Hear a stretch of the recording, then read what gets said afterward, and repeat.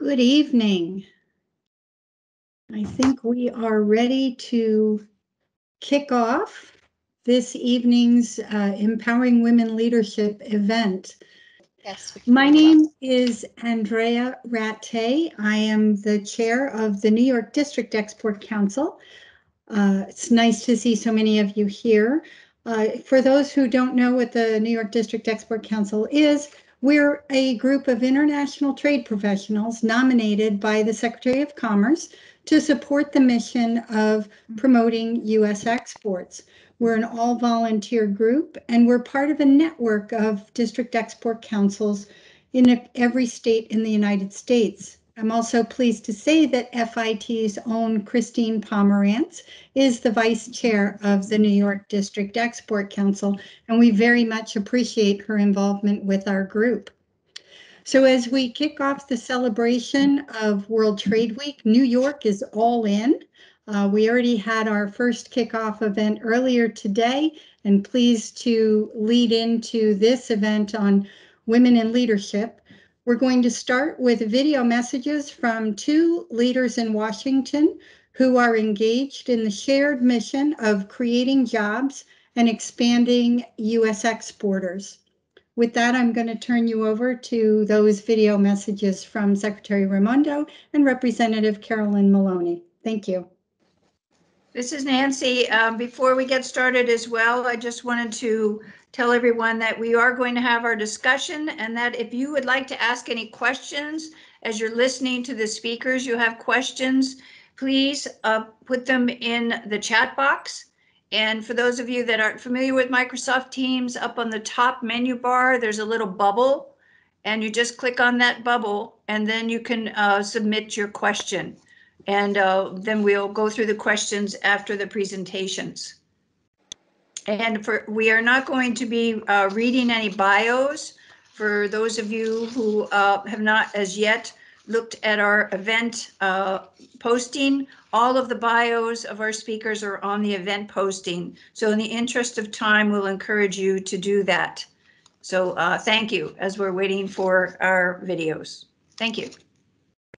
Hello, New York City. It's a great privilege to be here with you to mark the annual celebration of World Trade Week, New York City.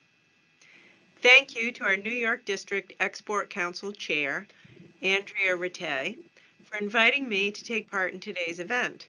I'd also like to extend my appreciation to all of the event sponsors for your support of this important dialogue.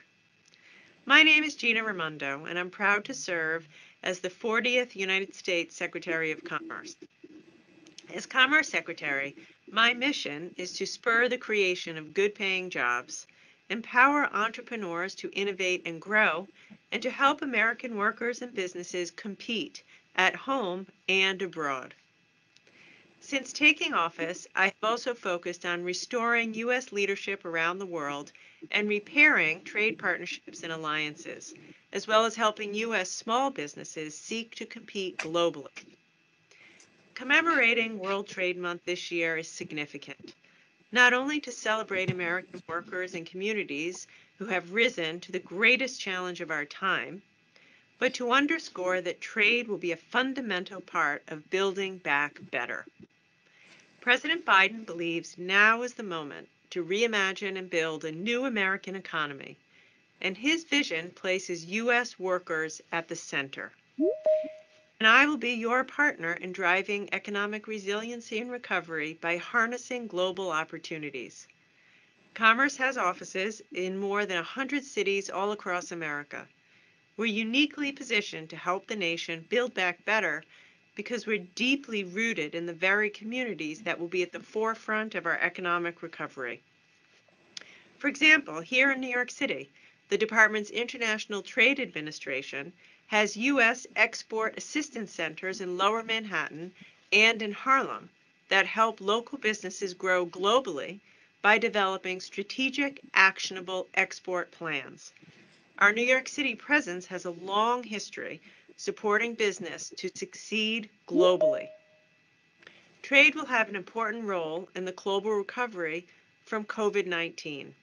We're all familiar with the data that businesses who export are and more importantly, to record higher revenues, create more jobs, and pay higher wages than those that don't.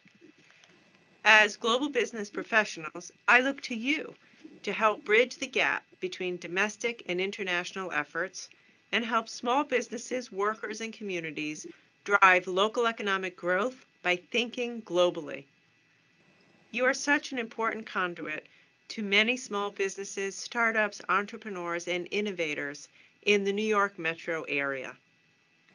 Our companies currently face so many challenges, but we will create opportunities by targeting trade promotion efforts in 3 key areas. The first is climate change. Trade will play an important role in facilitating low carbon investments and access to the technologies needed to drive clean and sustainable development. Second, travel and tourism. It's one of the sectors that has been the most impacted by the pandemic, and we are committed to make significant investments in the industry.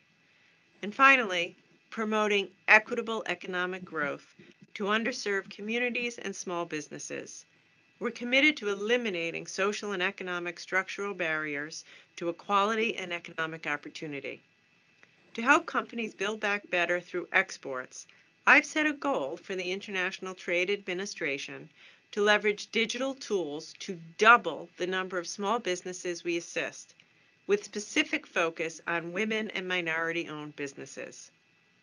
Nobody can outcompete the American worker and American small business, and I'm committed to doing everything I can as Secretary of Commerce to support our nation's broader economic recovery by helping companies, small businesses, and entrepreneurs to build world-class products for the world's markets.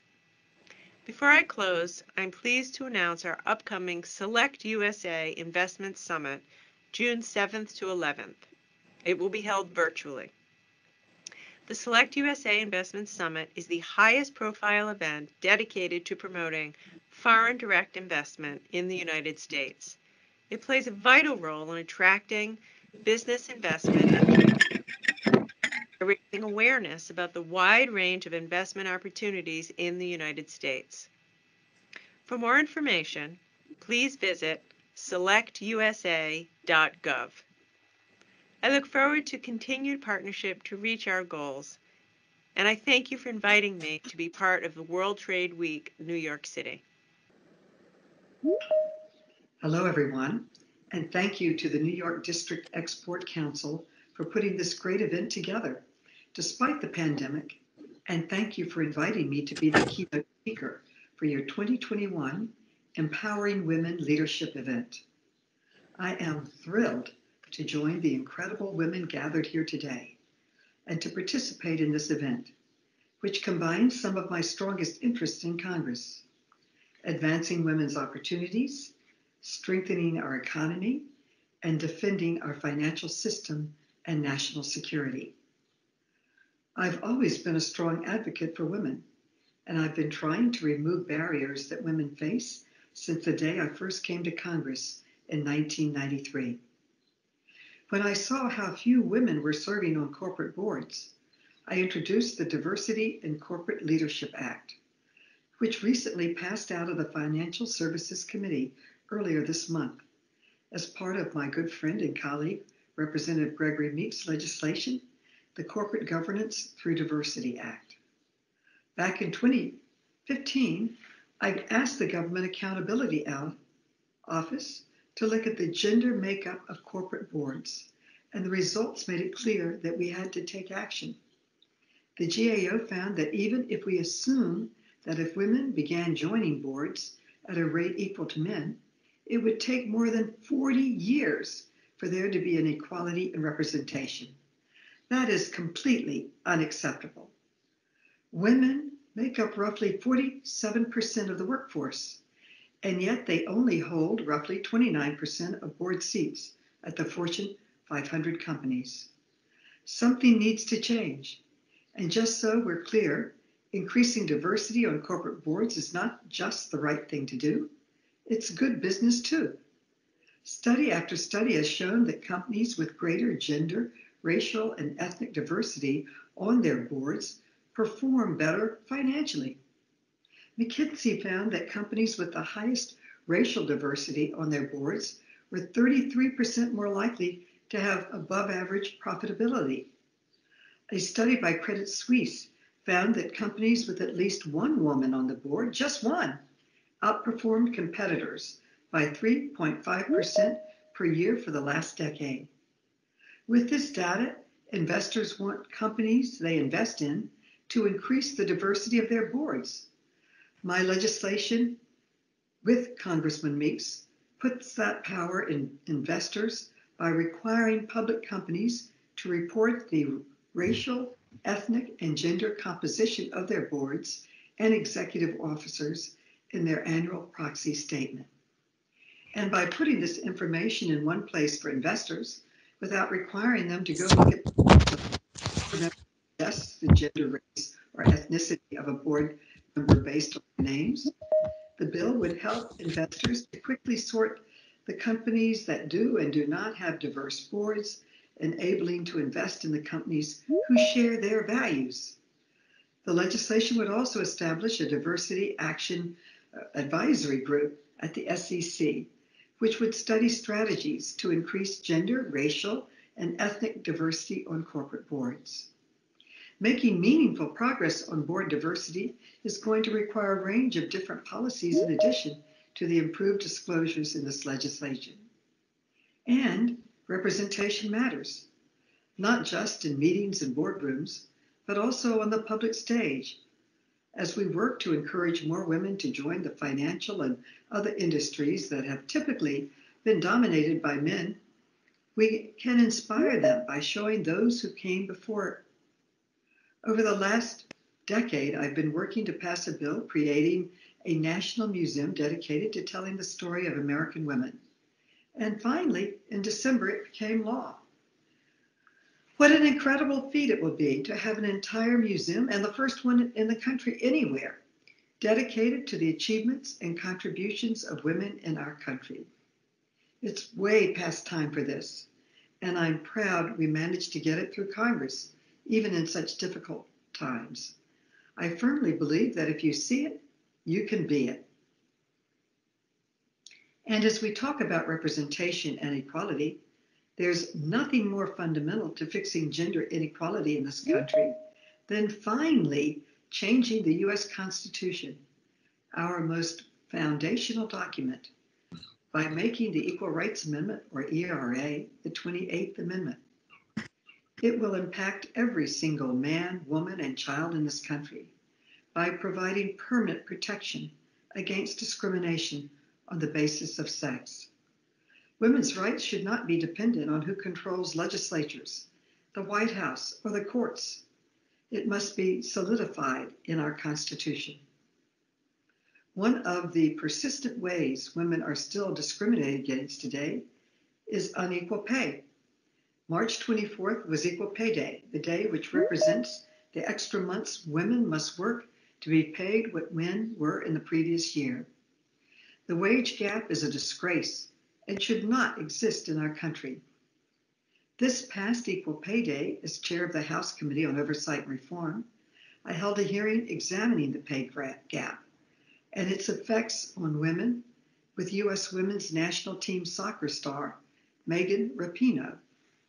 She testified about how women's soccer players make just 38 cents to the dollar paid to the men's team, even though the women are world champions and won the last 2 World Cups, which the men did not. If women like Megan Rapinoe, who are at the top of their game, can be paid so little, imagine how much worse it is for women who have a smaller platform and fewer advantages. And of course, we cannot talk about the future of our financial system without an eye on national security. That is why I fought for over a decade to pass the Corporate Transparency, a transformative anti-money laundering and anti-corruption bill that will crack down on bad actors who seek to exploit loopholes in our financial system. This bill cracks down on anonymous shell companies, which have become the vehicle of choice for terrorist financing, money laundering, and organized crime.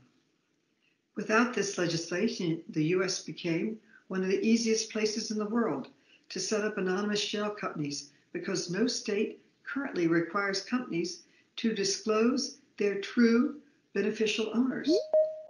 When a terrorist cell wants to move their money or a criminal syndicate wants to launder money, they can do it right here in the U.S. It's why you didn't see any Americans exposed in the Panama Papers. They didn't need to go to Panama. They can do it right here in America. The same terrorist groups that want to attack the U.S. are also using our own financial system to finance those attacks. It's appalling, and it has to end. These anonymous shell companies are also know how kleptocrats and criminals have been parking their money in luxury real estate in my district in New York and elsewhere. If you drive through New York City at night, you'll see that entire buildings have no lights on because no one actually lives in these apartments. They were purchased purely to hide money and to act as a bank account. And when kleptocrats and criminals pour their money into real estate in New York, that limits the availability of housing and drives up housing costs for ordinary Americans. So not only will my bill make our country safer, but it will also lower housing costs for New Yorkers. And that's why I'm so proud that this bill was finally signed into law just a few months ago. My bill will make it harder for terrorists, criminals, and kleptocrats to finance their illegal operations and move their money. And this will ultimately make the U.S. and the world a safer place. I want to close by acknowledging all of the incredible women here again for their incredible achievements and for paving the way for future generations of women to follow in our footsteps. Thank you again to the New York District Export Council for putting together this important event and for having me. It was my honor to join you today. Thank you. Thank you very much, Carolyn and Gina. Very wise words for us to consider this evening. Again, welcome. My name is Nancy Plager. I am the EVP of the IWEC Foundation. We're an organization that supports the growth of women-owned businesses internationally. We're very happy to have you here with us celebrating our World Trade Week Women's Leadership Agenda. As I mentioned before, the bios of our panelists are available online. I'm not going to read them in the interest of time. And again, as we go along, if you have questions, just go to the top of the menu bar, to the bubble, and put your questions in the chat room, and we'll try to get to as many as we can. So first, I would like to tell our panelists to please turn your videos on, as well as your microphones, so that we can all be on. There's Barbara. Okay. Irina and Ngozi. Hi. Thank you. So I'm just going to introduce our panelists alphabetically and ask them to say a few words about themselves. Introduce Barbara Barron. Barbara is the CEO of Classic Rug Corporation, and she has also won one of the World Trade Week Small Business Awards in the past in recognition of the growth of her business through international and global marketplace. Barbara, please say a few words. Thank you for having me this evening. I grew up at a time when girls, as we were called, were expected to be nurses, teachers, librarians, or homemakers. At the time that I was growing up, we had one female senator, and she got that seat because her husband died. I wanted to be a physician, but after I went to college and applied to med school, in my interviews, one of the things that was said was, how do we know that you won't graduate and stay home and play bridge in the afternoon? So that didn't work out. So I got a job managing a furniture store in Philadelphia. The owner told me he would hire me because I do a better job than the man he had hired, and he could pay me less. And at that time he could. So after 3 years of that, I went to graduate school, got my doctorate in Shakespeare. My advisor died, couldn't get a full-time job. So I worked for some corporations in sales. I did extremely well. And I decided that rather than have a corporation underpay me, that I would start my own business because I would never underpay myself because I was a woman.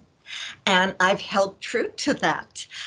In fact, I just gave myself another raise recently. So I started off with 10 rugs of my own design, going to little shows, and I now attend trade shows in Frankfurt, Dubai, Paris, London, and all over the United States. And I did win the Export Excellence Award from the Commerce Department. So, and I want to say I was in my early 50s when I started my business. So thank you for having me tonight. Good for you, Barbara. Congratulations. Thanks for joining us. All right, our next panelist this evening is Irina Kapitanakis, who's the co-founder of Corbin and Lane. Irina, you want to say a few words? Sure. Thank you so much for having me here. I have spent the last 20 plus years in various corporate roles in sales and marketing. Many of them being in very male-dominated industries like financial services. And so I had pretty much gone through the gamut of leadership styles through the different managers that I've had. And I think that that's really helped shape me into who I am today, and really giving me that courage to starting my own business, which is in fashion design and manufacturing. And I'm really, really excited to talk more about what that means for me and my leadership style. Excellent. Thank you, Irina. And our third panelist is Ngozi Akaro, who's the Executive Director of Custom Collaborative. Ngozi. Hi, thank you so much. I'm so excited to be here. A little bit about me. I started my career actually in retail fashion. Was my first job out of college as a manager. I, after a couple of years, went to law school, and really with the ambition of helping to create a more just world. I've always wanted to work on issues around women and children, and law school seemed like the best way to do it. So fast forward to today, I lead Custom Collaborative, the only organization in this nation that provides training and mentorship and advocacy for women trying to develop careers in sustainable fashion right here in New York. So I'm so excited to be here to hear more from the other panelists and to learn. Thank you. Great, Ngozi, thank you so much.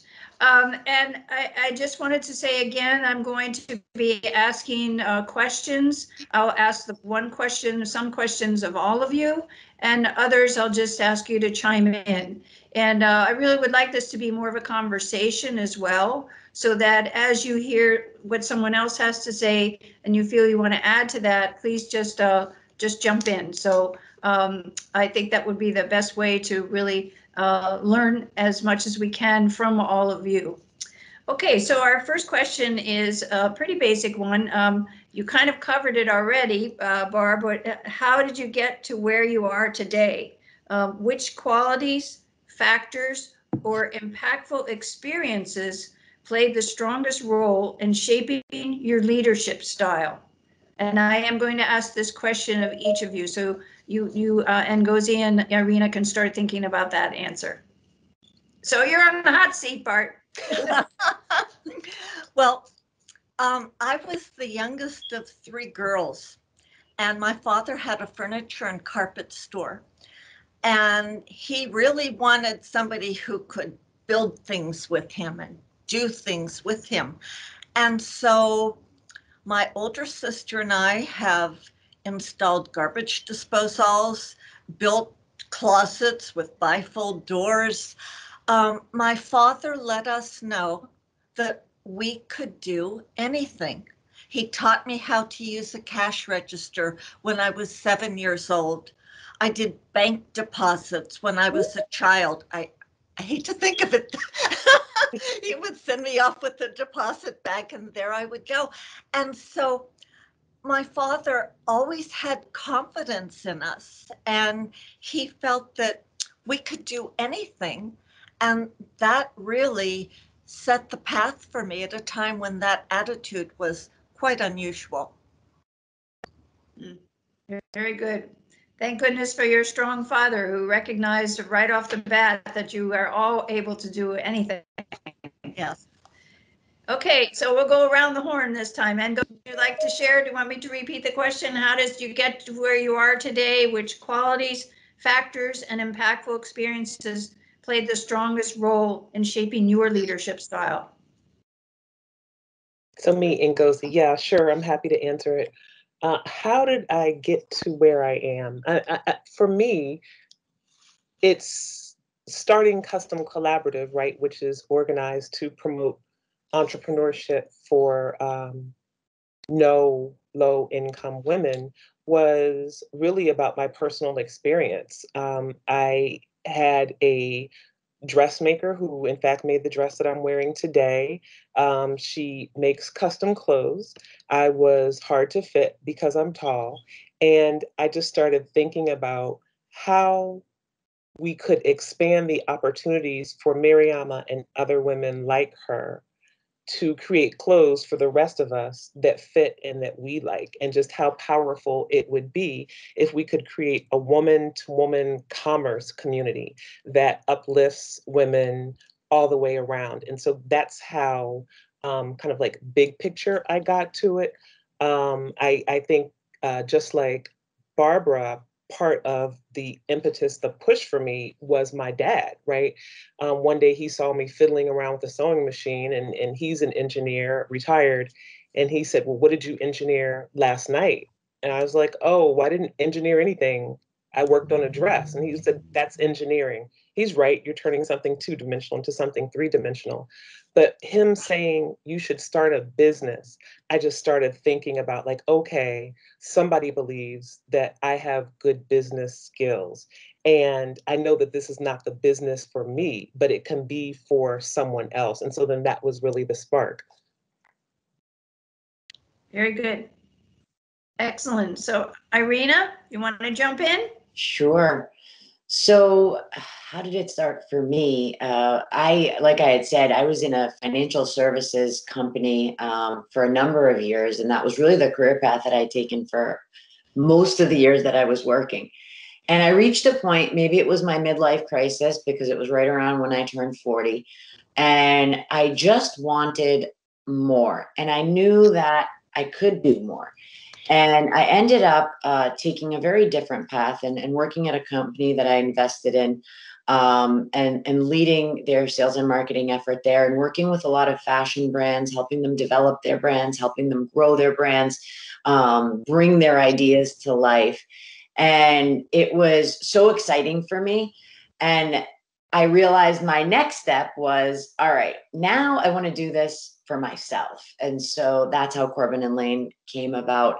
And it's really working with these brands, getting excited about seeing them fulfill the dreams that they have, or kind of, solve for some of the pain points and challenges that the industry is facing. So I think that over time, through all my different experiences, I would say that, my leadership style evolved just because of the leaders that I had, and what I learned from them. So I was able to kind of take the good from them and then kind of put my own spin on it. And I would say that it was really sort of the untraditional path that I took that really helped shape what my style is. Mm-hmm. Right.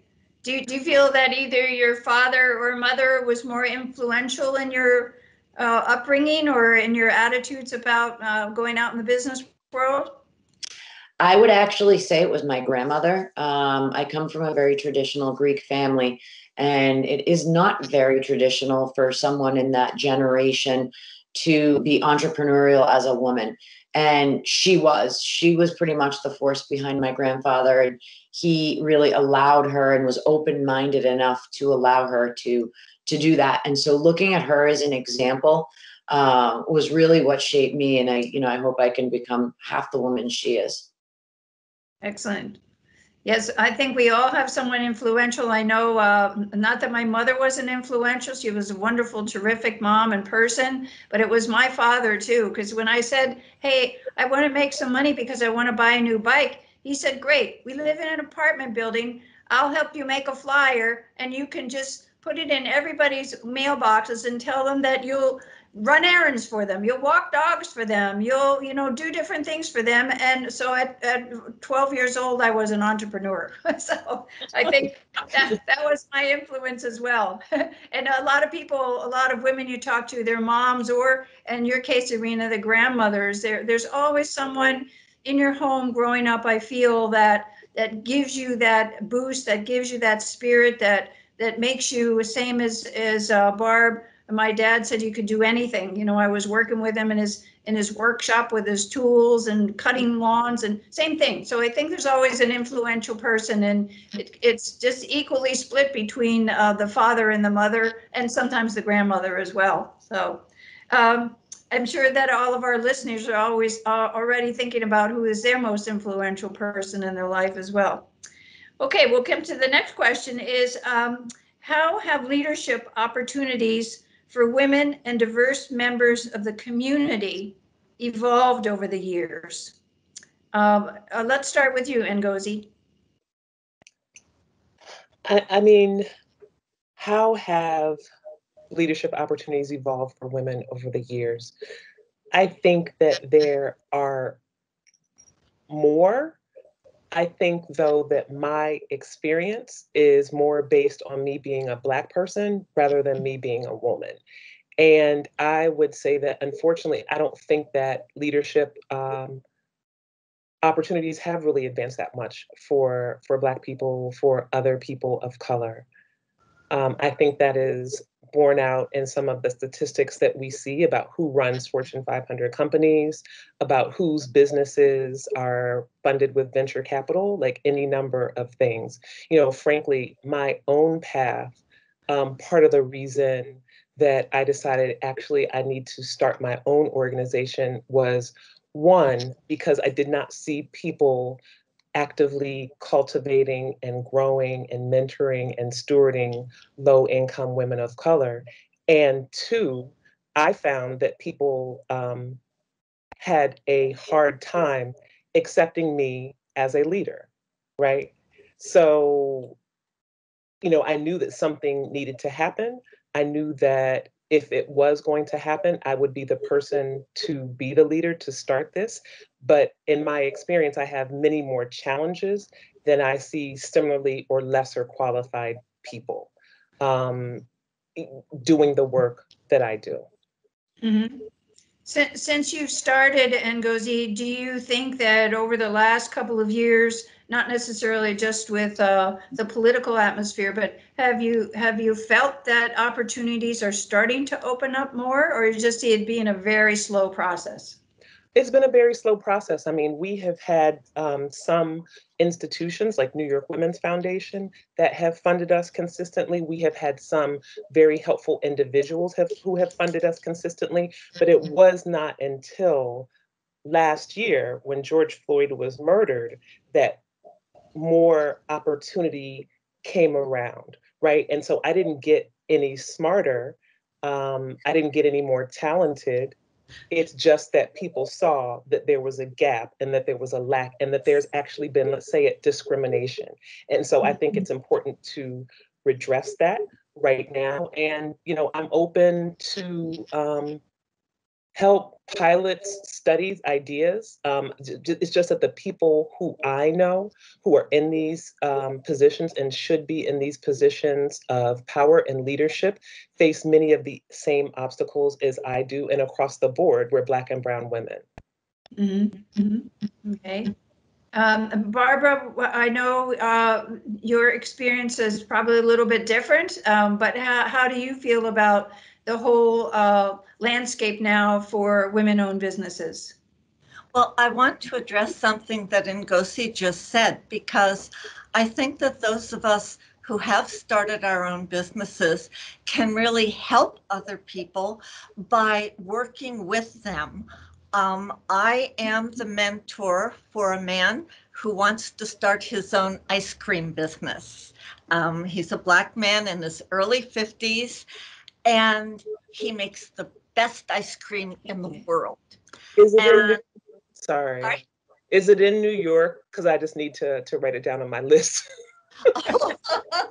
Lois and Fats is the Thank name you. of his company, and he's still trying to get money together. And I've worked with a young Haitian woman from Sarasota because she made beautiful jewelry, and I speak to her and try to mentor her. And this is the main difference between male leadership and female leadership. It costs me nothing in prestige and importance to work with somebody who's starting out, because if I can help that person and if that person becomes successful, that's great. But with men, and I hate to generalize here, but with men, I feel that men are not as collaborative as women are. And so I think that women have that ability to reach out. And I also think we have that obligation to reach out to help other women get to where we are, and especially women of color. Absolutely. I Yes. work with G's Bend Quilters of Alabama. I've been working with them for 16 years. Yep. Great, Barbara. Well, I think you've got a really good point there about helping other women grow their businesses, not only grow their businesses, but also take tips from you all on your leadership styles. And, they have to be good leaders if they're going to grow their business. So Yep. being a mentor to an up and coming young woman of color or not, that's really, I think, a key and very important. And Irina, what would you like to add on this topic? I think that especially now with the pandemic, it's really hit women harder. There's about 5.5 million women who have exited the US workforce since February of 2020 to either care for their families or for other responsibilities that they need to take on. Also, in this past year, the statistic is 2.3% of female-founded businesses get venture funding, and last year it was 2.9%, so it's actually going down. I think that so this is a lot of, I don't want to be negative Nelly here, but the one good thing is that we know these statistics now and people are talking about them. I think that we need to see more action in a lot of the hierarchies where decisions can be made, so that a lot of this can turn around. There's definitely much more awareness of what is going on now than there was even a couple of years ago. But I do think we have a ways to go. I actually am also a private investor and invest in female-founded only businesses. And so what I also do with them is I consult to help try to get them in front of the right investment firms and investment partners, because it is a struggle, and we need to help each other, like you said, Nancy and Barbara and Ngozi. We need to help each other. Right. And I think also, looking at all of these venture capitalists and corporations in general, just seeing how few women and women of color are represented on the boards of directors, I think that also needs to change, because I know it's a slow growth, and it has been growing over the years, but it's very slow. And the more that happens, and the more we're going to have role models as leaders for the young women who are up and coming, not only entrepreneurs, but those that are growing within corporations. They need to see people that look like them, people that lead in their roles, and that they can take their cues from and their tips. So I think that's also another way of helping to establish good leadership practices.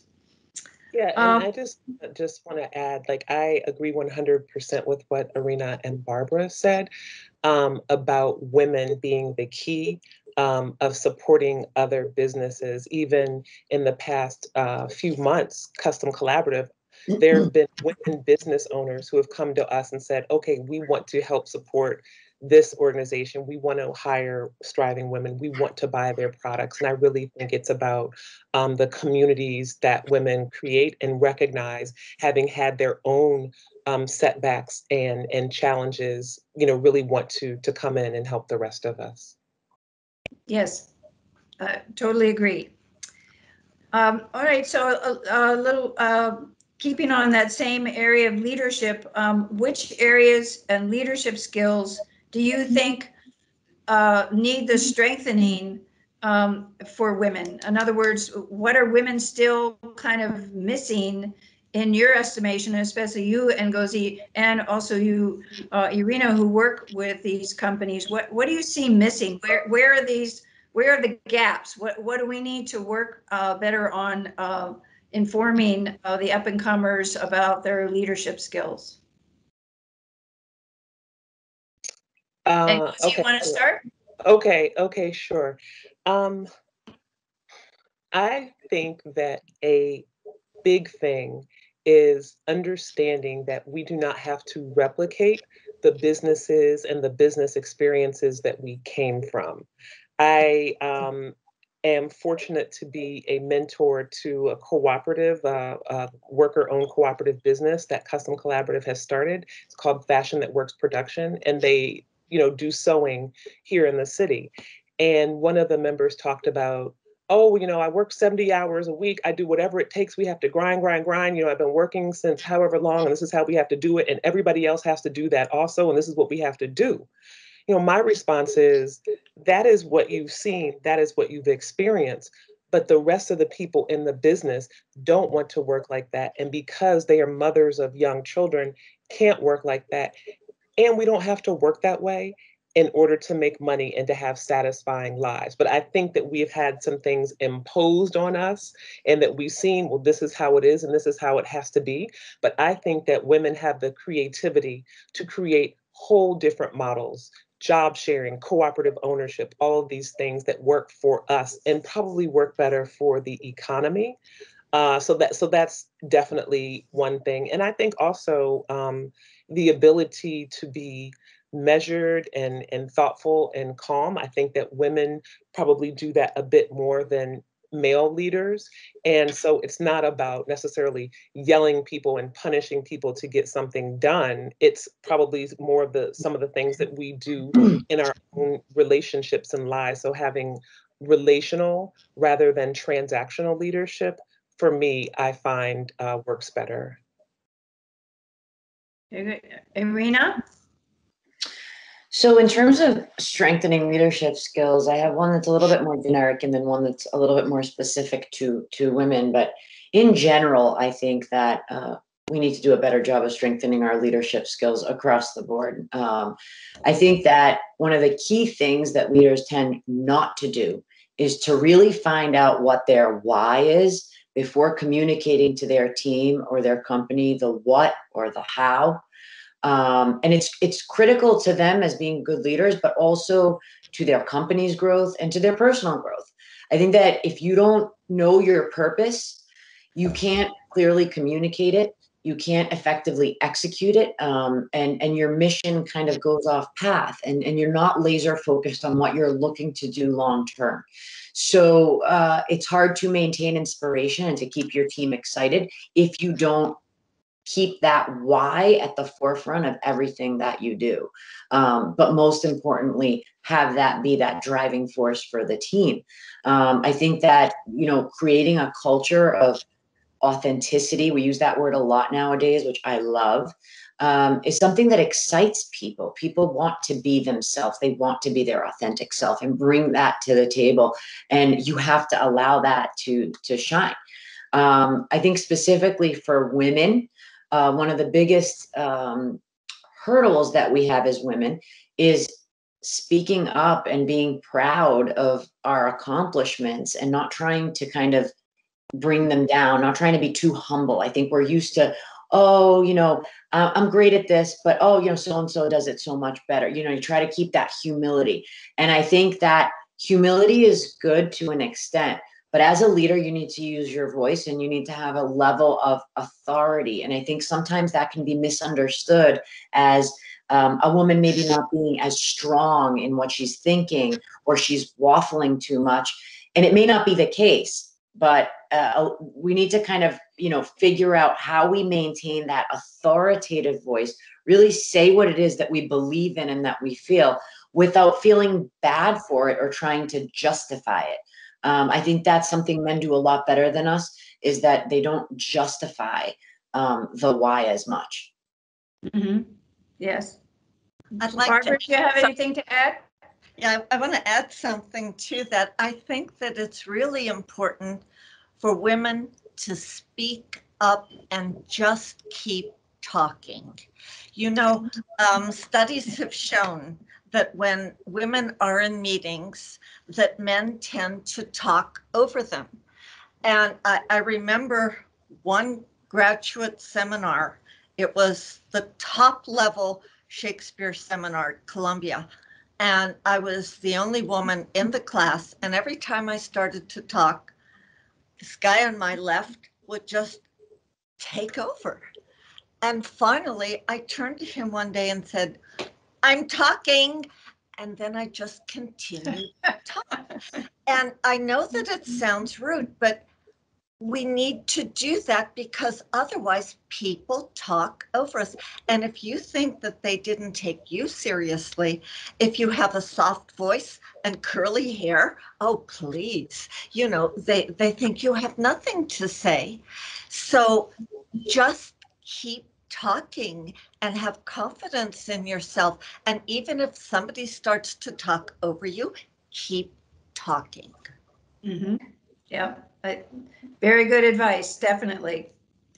Okay, so we're going to ask you now, what is next for you? Irina, what's next? What are you thinking about?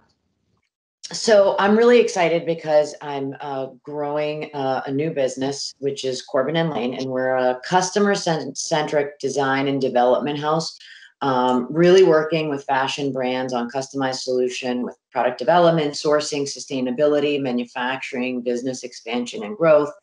We're focused in apparel, accessories, and footwear. And so I'm really excited about that from a professional standpoint and kind of, following that path of entrepreneurship that I've really always wanted to do. And then I also have a passion project that I'm working on.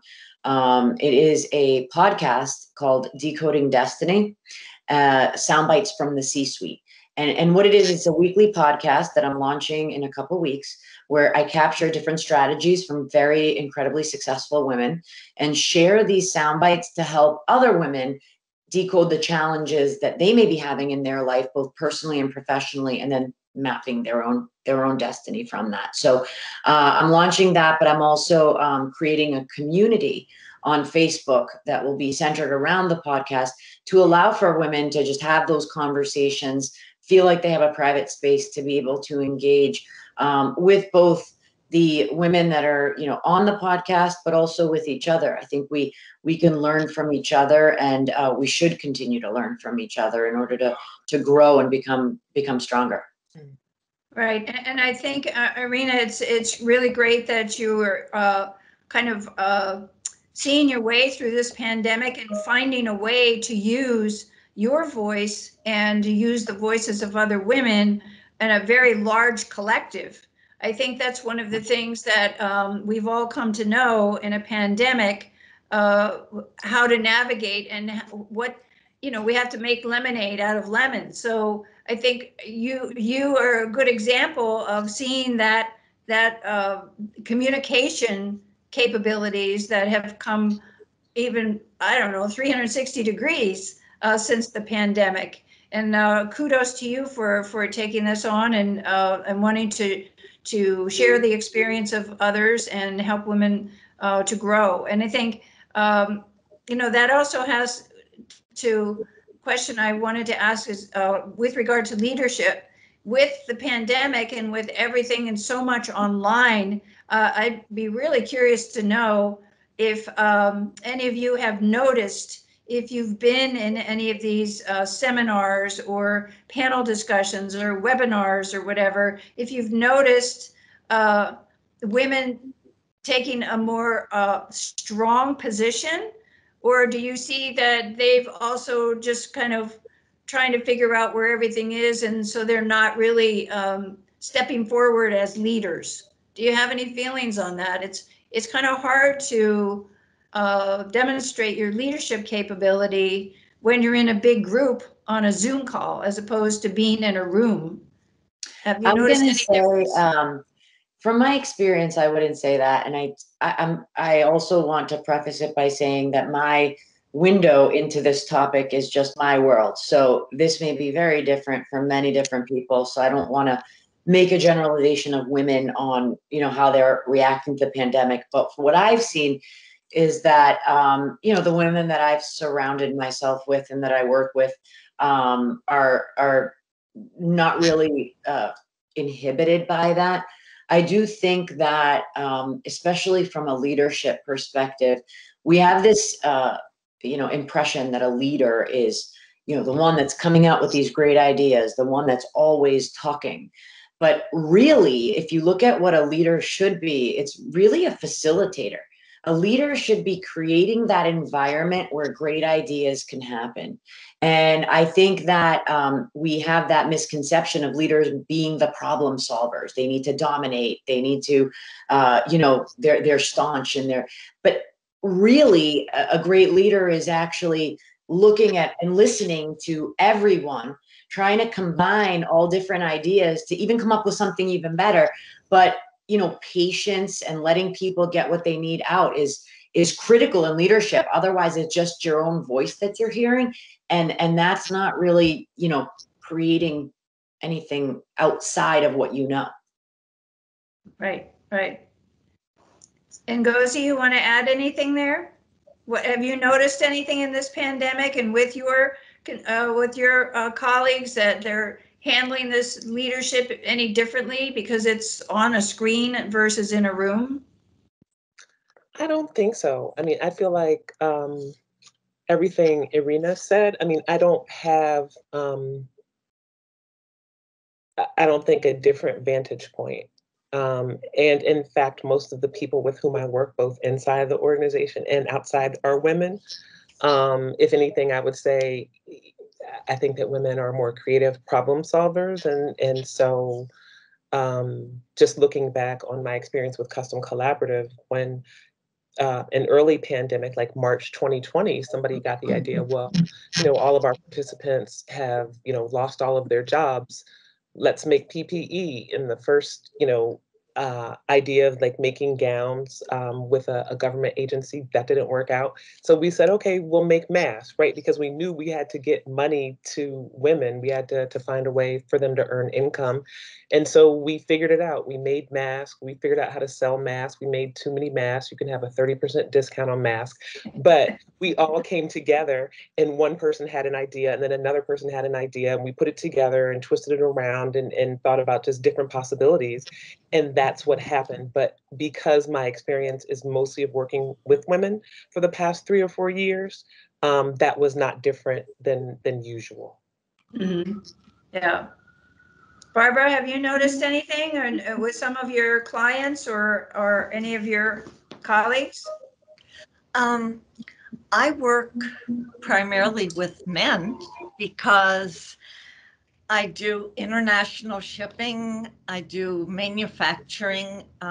There aren't very many female rug designers and producers. They're designers, but the number of us who produce our own products is actually very small. I've participated in virtual trade shows and it was very interesting. I found that the clients that I got were women.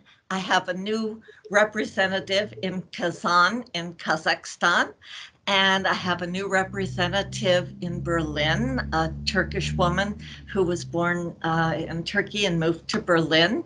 So I find it interesting that even though these people are speaking to me online and we're all working together, that when it comes to actually selling and making the deal, that it was the women who felt more comfortable dealing with me. Yeah. Interesting. Good. Okay, so I think, one of the things that I always try to do is to make sure our audience, when we have panel discussions, is able to walk away with action items. So the last question I'll ask before we get to our questions from the audience is, if you were to provide advice to our audience, what is the one takeaway, or 5 takeaways or 10, whatever you want to do, that they should leave with from our session today? I'll start with you, Irina. I would say that 2 things. One is something that you can easily do right now in any organization. When you look at the values or the guiding principles, whether that be for an organization or for a team, if you're managing a team and you're a leader, if you want them to be truly effective, they have to be verbs. We always tend to say, oh, our values are integrity or innovation, which is great, but it's not integrity. It's always do the right thing. It's not innovation. It's look at the problem from a different angle. Because when you use verbs, what you're doing is you're telling people what the action is that needs to be taken so that they're fulfilling that value and that they're fitting into what that value or principle is for the team, for the company, whatever. So not only does that then give them something to actually act on, but now you as a leader can actually measure it. So that's one little tip that I think is really something that someone could take action on very quickly right away. It's not very, very quick, but I think from a takeaway perspective, I would say that the key principle of leadership is you're not the one coming up with all the great ideas. It's to be able to listen, to create an environment where ideas can happen. It's to be able to really let people grow and develop within the team and not feel like it needs to be that, old definition of what a leader is, where it's more like dictatorship versus true leadership, which is much more resilient, much more empathetic, much more humble in terms of how you grow with your team or your company. Very good. Thank you. And Ngozi? Yes, I would say the first thing is write whatever your idea is, write it down and share it. And I think that is the best piece of advice that someone, actually a mentor gave me. And it was like so basic, but just write it down, because if you do that, then you can share it and get ideas and suggestions from other people. The other thing that's really important is to figure out the why, right? So if someone asked me recently something about like, oh, a spreadsheet, why is it this way? I said, oh, it's just like this, but what's the problem? What can we do differently? And it turned out that the person had a problem with that particular color, whatever the background color was. And I said, okay, well, we can change it. And like this person was so surprised, but I'm just like, just tell me what the problem is. What is the issue? And then we can all get our brains together to figure out, have we experienced this? Have other people experienced this? Let's come up with some ideas of how to solve it. And I guess the last piece of advice that I would say is come to your meetings with agendas. It's so much easier if you are inviting someone to a meeting to let them know what we're going to be thinking about in advance, just to make sure that they have all the proper materials so we can all come and we don't have to spend the first 17 minutes, turning on our brain and getting around to thinking about what you want us to think about. Great advice. Thank you. Barb? Well, I want to play off something that Irina said, and that was that so many women are self-effacing. They're afraid to speak up, or they feel, why should I apply for that managerial position? There are probably people who are better than I am. Well, probably not, and so I would say take the leap. Women used to say to me all the time, I hear it less often now, thank goodness, as there are more female business owners, but women used to say to me, oh, I wish I could start my own business. And I would say, well, what's stopping you? I started in my bedroom. I built my first website myself. I stenciled floor cloths before I realized that people didn't understand what they were. And so then I started designing rugs. And my mother said to me, why are you doing that? Your older sister's the talented one. That's not your. So take the leap. If there is a managerial position open, have the confidence to apply for it, and then work with your friends, people you trust, to practice interviews so that you feel more comfortable. But again, getting back to what Irina was saying about different styles of management, remember, Mary Barra is the head of General Motors, and Mary is a woman. And our vice president is a woman. Our commerce secretary, we've got the first Native American female cabinet member. We've got a Black woman at the United Nations. We're taking over, ladies. And so have the confidence to know that you have that same ability. There isn't a magic dust that was sprinkled on us. We can all do it. We just have to have confidence and do it. You have nothing to lose. Really, if it doesn't work out, you can get another job. But give it a try. Thanks, Barbara. Okay, Lindsay, can you moderate the questions that we've been getting and jump in? And Lindsay will just ask a question. And ladies, I'm just going to leave it up to you to jump on and answer the question as they come before us. Lindsay? Yes. So we have one question in the chat box and two people have their hands raised. So the first question in the chat box is, how can I break the barrier when I present to big corporation? Most of the upper management of the major retailers are white males. I am Asian American. Most of them judge me right away that Asian women-owned business is small, so they said they are giving to another global company. But we are a global company, but a smaller business. Can I jump in on this? Go ahead. I think that the first statement that you made was most of them judge me right away.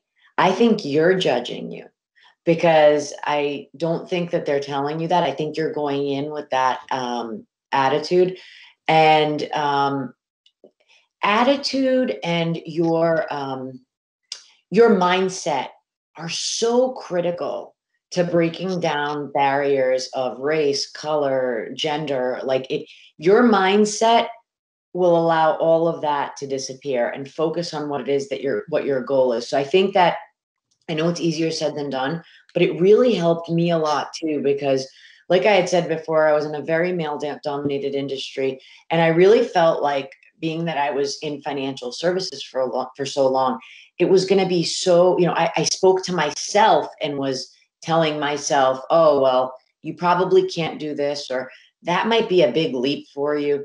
No, the second I was able to calm those voices and kind of move them more aside was when I started to really come into myself and see success.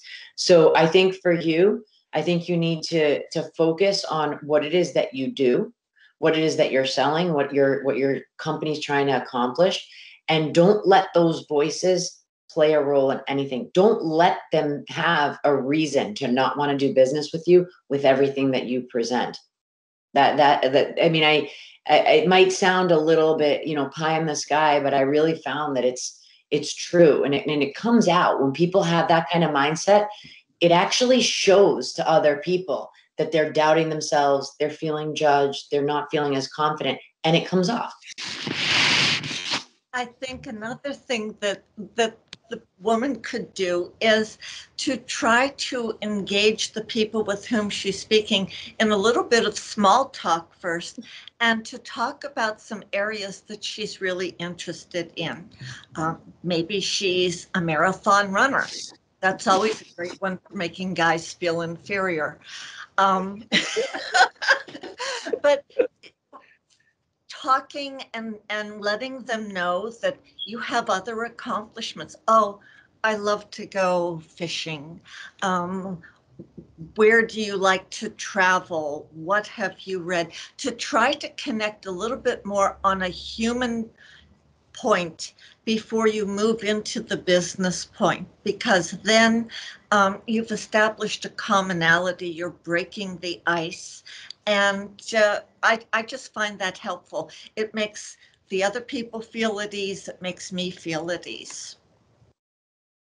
I think, too, what I relate a lot to is professional athletes or amateur athletes. They have to get in the zone. As I've heard it so many times, don't listen to the noise.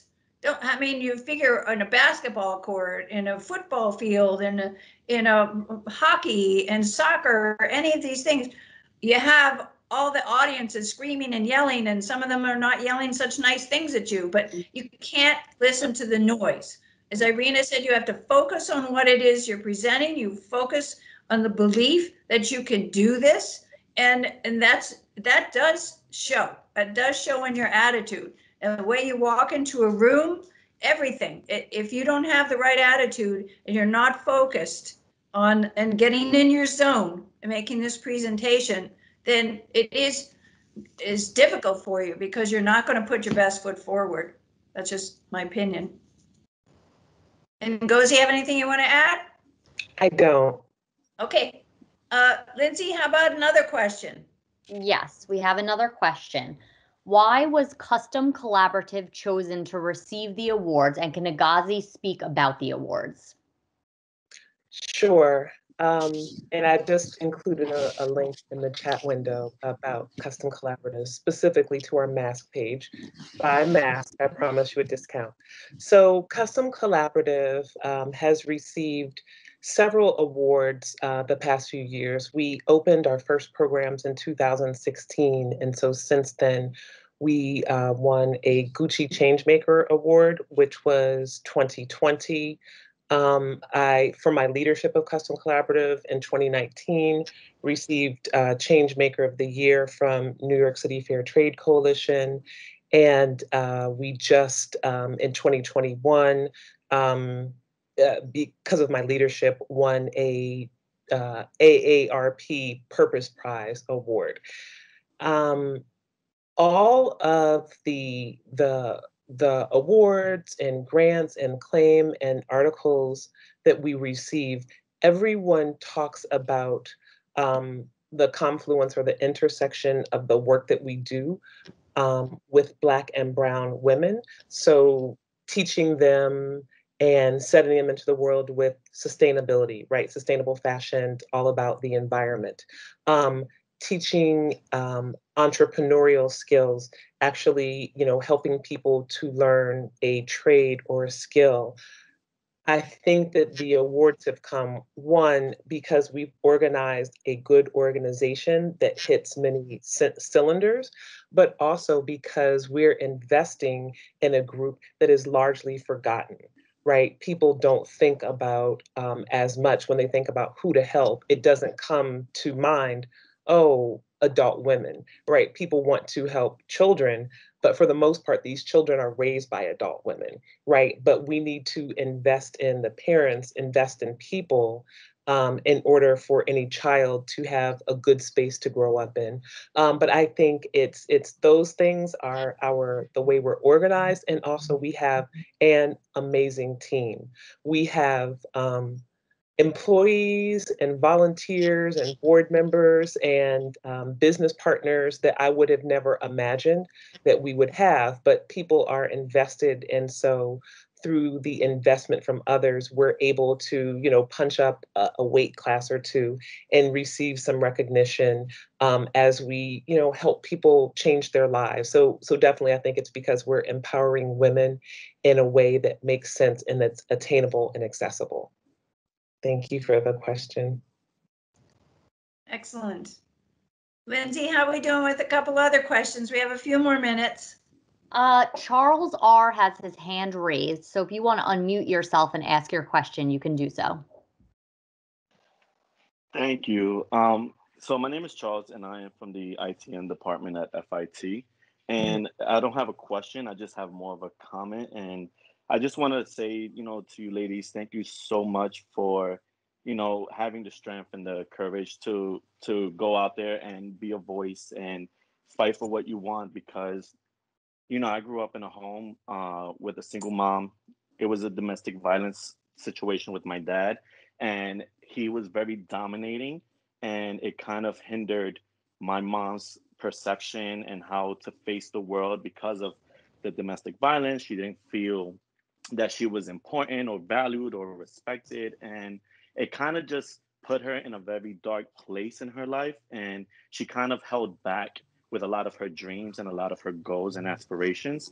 And she's the reason why I am in the field that I am now with FIT and trying to promote, empowerment in women to find, inner beauty within, so that they can express themselves better and more confidently in the clothes that they wear. I graduated from FIT in fashion design, and now I'm in the ITM for business. But I just wanted to share that,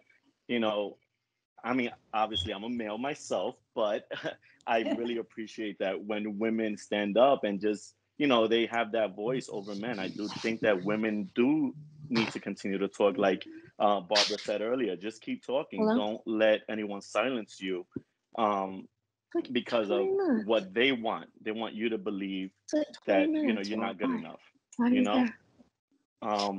Charles, So this is Charles. This is Irina. I want to say, first of all, it's not about women. Yeah, resting in the I'm glass. sorry, somebody I don't I'm think is sorry, on.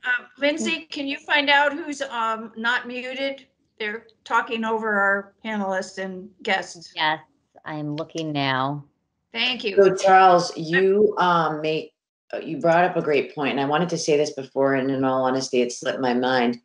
It's great for women to support women, but we also look at it as equality, because the men that support women are just as powerful as the women that support women. So kudos to you for your just outlook on your life and your thought process behind kind of comprehending what happened in your family situation, but also taking that and turning it into something very positive in the way that you look ahead. So, congratulations to you. And it is about, women supporting women and the men that are there to also help support women, because we all need each other. It's symbiotic relationship, and it's about finding a way to create a little bit of that balance on the scale so that it just doesn't tip in one direction.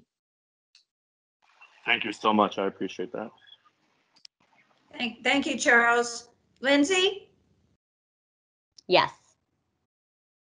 I think there's one more hand up, or is that an old hand? Nope, that's it. And we do not have any more questions. Okay, well, before I turn it over to Christine, I just wanted to thank you ladies very much for taking this time and sharing your insights. We really appreciate you joining us during World Trade Week and being a part of our kickoff today. And we're very excited about all the events that are happening during World Trade Week and all of the global possibilities there are. We had a keynote speaker at 2:00 today to kick off the week. It was Tony Uphoff, who is the CEO of Thomas. And Thomas is a global data corporation, and he just gave some amazing statistics. And it looks like, he has a very good outlook on manufacturing, and this is a great time for manufacturing in the United States. It's coming back. Barb, what was the term that he used? resourcing, meaning really coming back to the US so that manufacturing, because now we are on, because of the pandemic and all of the supply chain issues, we're on more of an equal level with all other manufacturers around the world. So this is an ideal time for the company, for the country to focus on our manufacturing as well as other things, and sustainability in Ngozi, and sustainability arena in clothing and design and everything. So it's a very exciting time. The fact that we've been challenged with the pandemic, it's just been a really tough go. But I took heart from the opening keynote today, who has put all this data together, and it's if we can share that, we'll make sure that you all get a notification, because it's definitely worth listening to what he had to say, and you will feel very heartened by it, I'm sure. And I think we're going to feel very heartened by women's leadership, thanks to the three of you who are giving so much to the women's community and helping in every way that you do. So thank you very much. And I'd like to turn it over to Christine Pomerantz, who'd like to say a few words. Christine is our partner in World Trade Week, and was very fortunate to put this panel together and bring everyone together. So thank you very much, Christine, and thank you, FIT. Thank you, and you're not off the hook, because I see a question on the window from Sabrina Snow. What's your advice for getting into sustainable side of fashion if you only have big box, larger retail experience? So if you can address that, that would be great. Was that for anyone specific, or does it matter? I think it's to all the panel. Well, I think that, you know, getting into the sustainable side of fashion, and I work with many brands that are, you know, across the scale of sustainability. And you have to look at sustainability as a scale. It's a very broad word. There are some brands that are sustainable and, you know, it's their packaging that's recyclable. And then there's other brands that are sustainable where they're absolutely using 100% circular products in their entire line. So it's a scale. So what that scale looks like to you might be very different than what it looks like to me. So I think you need to identify first where in sustainability you're comfortable playing, where you want to be. And then having big box or large retail experience shouldn't matter, because at some level, most brands that are, a lot of the brands that are in retailers and big box stores are all on the sustainability bandwagon in a good way. I think that everybody's looking to find ways to be more sustainable, to be more environmentally friendly, to take a look at circularity and how it can play a role, whether it be in fashion or consumer products. And so I don't think that that would be a hindrance to you, but I do think maybe figuring out, you know, what you want to do within sustainability, and then your experience will, obviously what you learned will lend itself to that. So Yeah, and I would just add, I think everything that Irina said is right. I would add that sustainability, people are recognizing that sustainability includes not just environment, but also human rights and fair wages. So one of the great things about FIT is that they offer the sustainability certificate. So at least probably take a class there, but just think about all of the aspects of sustainability. Even WWD magazine, One Day a Week, has a sustainability section. Just so there's so many ways to be sustainable, just to look and identify what's the best path for you to learn more and to be an expert in.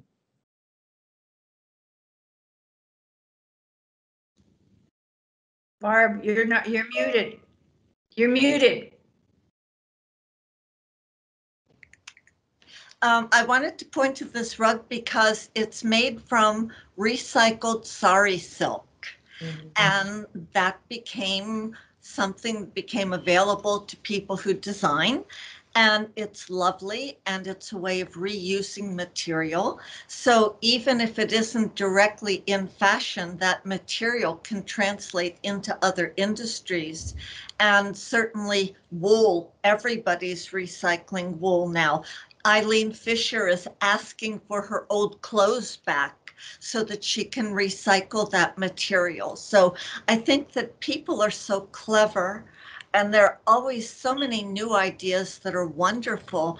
I don't think that your background in just one type of retailing would limit you. Just, I think though that when Ngozi said, take a few courses and kind of open your mind and think about how you can fit in that sustainability flow. Thanks, Barb. Thank you so much. And Nancy, thank you so much for summarizing today's landmark events. What a tremendous discussion we've had, right? But just so you know who I am, my name is Christine Pomerantz. I'm Vice Chair of the New York District Export Council. I'm also proud to be Chair of FIT's Department of International Trade and Marketing for the Fashion Industries. And so we really want to thank our illustrious panel, I mean, really, including Nancy, Barbara, Ngozi, and Irina, who have been tremendous. And they have been sports. It's been so easy to organize the event with them. Whenever we asked them to come, they came. You know, so these are really action-forward women. I would also like to thank Representative Carolyn Maloney and Secretary Gina Raimonda and their teams for their key participation in this event. Not only is it going to stop here, but they also will help us with future legislation, as well as encourage their teams to double, triple, whatever their goals are. So that's, it's wonderful to see that this is a continuing effort. Finally, we wish to recognize Miles Matthews of the New York District Export Council's Legislative Committee, who gave us the idea to produce this event. The rest of the committee, Andrea Rattay, our chair, our fearless chair, Barney Lehrer and Lindsay Dini, who provided the critical tech support, our co-sponsors, the International Women's Entrepreneurial Challenge. Nancy actually founded that and is really taking it to the next level. And also Fashion Institute of Technology's Department of International Trade and Marketing, Professor Patrick Yanez and his International Marketing Research class, who is here today, and all of you, the audience, for your enthusiastic attendance. We hope that you will continue to patronize the rest of our World Trade Week events listed at worldtradeweeknyc.org. Good night, everyone. Good night. Good night. Thank you so Thank much. you. Good night. Good night. Stay Thank safe. you. Thank Stay you. safe. Good night. Thank you. Good night. Thank you. Thank you. Thank you.